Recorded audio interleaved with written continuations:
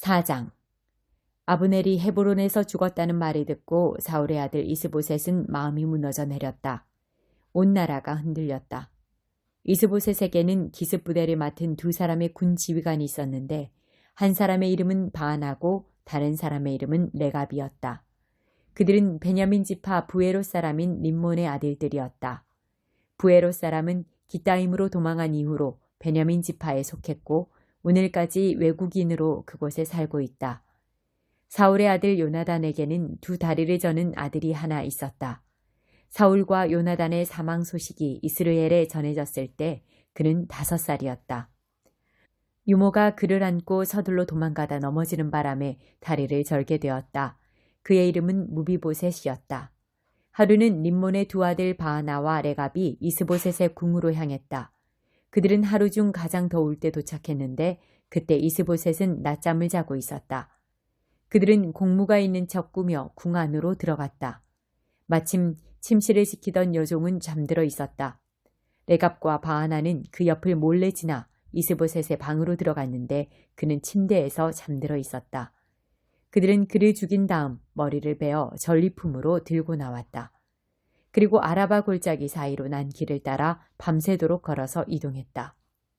그들은 헤브론으로 가서 이스보셋의 머리를 다윗에게 바치고 이렇게 말했다. 여기 왕의 원수인 사울의 아들 이스보셋의 머리가 있습니다. 그가 왕을 죽이려고 애썼지만 하나님께서 내 주인이신 왕의 원수를 갚아주셨습니다. 바로 오늘 사울과 그의 자손에게 복수하신 것입니다. 다윗은 부에롯 사람 림몬의 아들들인 레갑과 바하나 형제에게 대답했다. 지금까지 온갖 역경에서 나를 건져주신 하나님께서 참으로 살아계심을 두고 맹세한다. 전에 시글락에서 한 전령이 내가 좋아할 것이라 생각하고 기쁜 소식입니다. 사울이 전사했습니다. 라고 말했을 때 나는 그를 붙들어 그 자리에서 죽였다. 그것이 그가 전한 기쁜 소식의 결과였다. 그리고 지금 너희가 나타났다. 너희는 자기 집에서 자고 있는 죄 없는 사람을 무참히 죽인 악한 자들이다. 내가 살인을 저지른 너희를 이 땅에서 없애지 않을 줄로 생각하느냐? 다윗은 군사들에게 명령했다.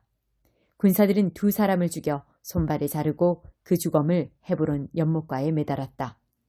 이스보셋의 머리는 거두어 헤브론에 있는 아브넬의 무덤에 묻었다. 5장. 얼마 후 이스라엘 온 지파가 헤브론의 다윗에게 나와서 말했다. 보십시오. 우리는 왕의 혈육입니다. 과거에 사울이 왕이었을 때도 나라를 실제로 움직인 사람은 왕이셨습니다. 그때 이미 하나님께서는 왕에게 너는 내 백성 이스라엘의 목자가 되고 지도자가 될 것이다 하고 말씀하셨습니다. 이스라엘의 모든 지도자가 헤브론에서 다윗 왕을 만났고 다윗은 하나님 앞에 나아가 그들과 언약을 맺었다. 이어 그들은 다윗에게 기름을 부어 이스라엘의 왕으로 삼았다. 다윗은 30살에 왕위에 올라 40년 동안 다스렸다. 헤브론에서 7년 반 동안 유다를 다스렸고 예루살렘에서 33년 동안 온 이스라엘과 유다를 다스렸다. 다윗과 그의 부하들이 예루살렘으로 곧장 진군하여 그 땅에 살고 있던 여부스 사람을 치려고 하자 그들이 말했다. 집으로 돌아가거라. 너 따위는 눈먼 자나 다리 저는 자라도 물리칠 수 있겠다. 너는 여기 들어올 수 없다. 그들은 다윗이 뚫고 들어오지 못할 것이라고 확신했다. 그러나 다윗은 앞으로 돌진하여 시온 성체를 점령했다. 그 후로 그곳은 다윗성으로 알려졌다. 그날 다윗은 여부스 사람을 이기려면 급수 시설을 공략해야 하고 다윗이 미워하는 다리 저는 자와 눈먼 자도 반드시 쳐야 한다고 말했다. 그 일이 얼마나 그의 신경을 거슬렀던지 다리 저는 자와 눈먼 자는 왕궁에 출입할 수 없다는 말까지 생겨났다. 다윗은 그 요새 성읍에 살면서 그곳 이름을 다윗성이라 하고 바깥쪽 보루에서부터 안쪽으로 성을 쌓았다. 만군의 하나님께서 그와 함께 계셨으므로 다윗은 더 넓은 품과 더 큰 걸음으로 나아갔다. 그쯤에 두로왕 히람이 다윗에게 사절단과 함께 백향목 제목을 보냈다. 그는 또 목수와 석공들을 보내어 다윗의 왕궁을 짓게 했다. 다윗은 그 일을 하나님께서 자신을 이스라엘의 왕으로 인정하시고 그분의 백성 이스라엘을 위해 그의 왕관을 세상에 널리 알리셨다는 표시로 받아들였다. 헤브론을 떠난 뒤로 다윗은 예루살렘에서 첩과 아내를 더 맞아들였고 아들과 딸들을 더 낳았다. 그가 예루살렘에서 낳은 자녀들의 이름은 이러하다. 삼무아, 소밥, 나단, 솔로몬, 이팔, 엘리수아, 네벡, 야비야, 엘리사마, 엘리아다, 엘리벨렛. 다윗이 온 이스라엘의 왕이 되었다는 말을 듣고 블레셋 사람이 그를 잡으러 왔다. 다윗은 그 소식을 듣고 요새로 내려갔다. 블레셋 사람이 이미 도착하여 르바임 골짜기에 병력을 주둔시켰다. 그때 다윗이 하나님께 기도했다. 제가 올라가서 블레셋 사람과 싸워도 되겠습니까? 주께서 도우셔서 그들을 물리치게 해주시겠습니까? 하나님께서 대답했다. 올라가거라. 나를 믿어라. 내가 너를 도와 그들을 물리치게 하겠다. 다윗은 곧장 바알브라심으로 가서 그들을 철저히 쳐부수었다. 그러고 나서 다윗은 콸콸 솟구치는 물처럼 하나님께서 내 적들을 쓸어버리셨다 말하고 그곳을 바알브라심, 솟구치시는 주님이라고 불렀다. 블레셋 사람이 후퇴하면서 그들의 온갖 우상을 버려두고 갔으므로 다윗과 그의 군사들이 그 우상들을 치워버렸다. 나중에 똑같은 일이 일어났다. 블레셋 사람이 다시 올라와서 르바임 골짜기에 병력을 배치시켰다. 이번에도 다윗은 하나님께 기도했다. 하나님께서 말씀하셨다.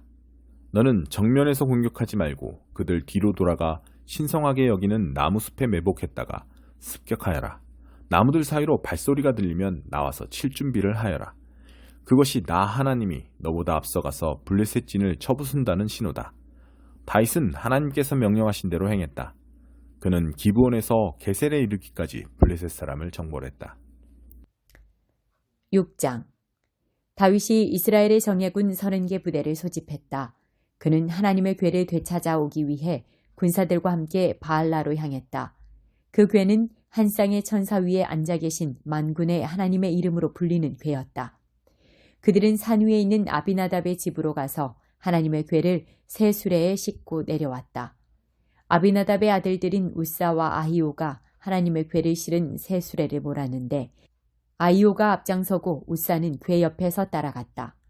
다윗과 이스라엘 온 무리는 행진하면서 목청껏 노래를 불렀고 만돌린, 하프, 탬버린, 캐스터네츠, 심벌즈를 연주했다. 그들이 나곤의 타작마당에 이르렀을 때 소들이 비틀거리자 우사가 손을 내밀어 하나님의 궤를 잡았다. 하나님께서 불같이 진노하셔서 우사를 치셨다.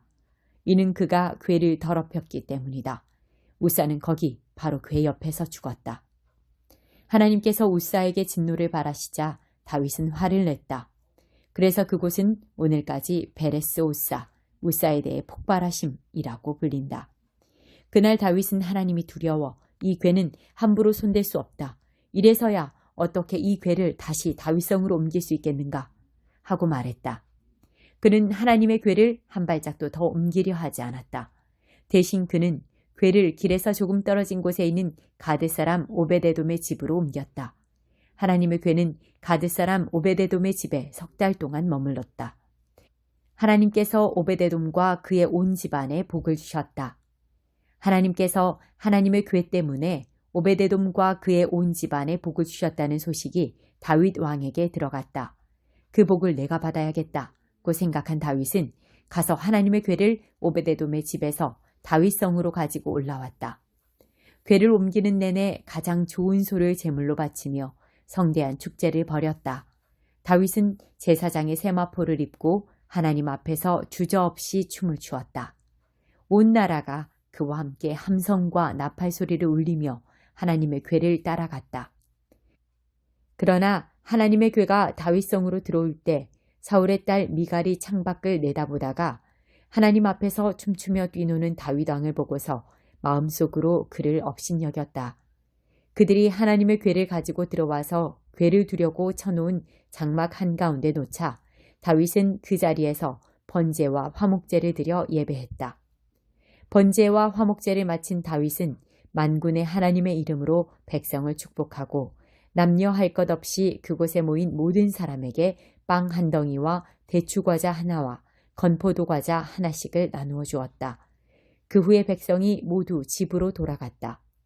다윗이 그의 가족을 축복하기 위해 왕궁으로 돌아가니 사울의 딸 미갈이 그를 맞으러 나오면서 말했다. 왕께서는 오늘 거리에 저속한 춤꾼처럼 여종들이 보는 앞에서 몸을 드러내며 참으로 훌륭하게 위엄을 떨치시더군요. 다윗이 미갈에게 대답했다. 나는 하나님 앞에서 마음껏 춤을 출 것이요. 그분이 나를 택하셔서 당신의 아버지와 당신의 남은 집안 위에 두시고 하나님의 백성 이스라엘의 통치자로 삼으셨소. 하나님의 영광을 위해서라면 나는 이보다도 더 격하게 춤을 출 것이요. 설령 내가 바보처럼 보여도 좋소. 하지만 당신이 그렇게 걱정하는 이 여종들 사이에서 나는 한없이 존경을 받을 것이요. 그 후 사울의 딸 미갈은 평생 자식을 낳지 못했다.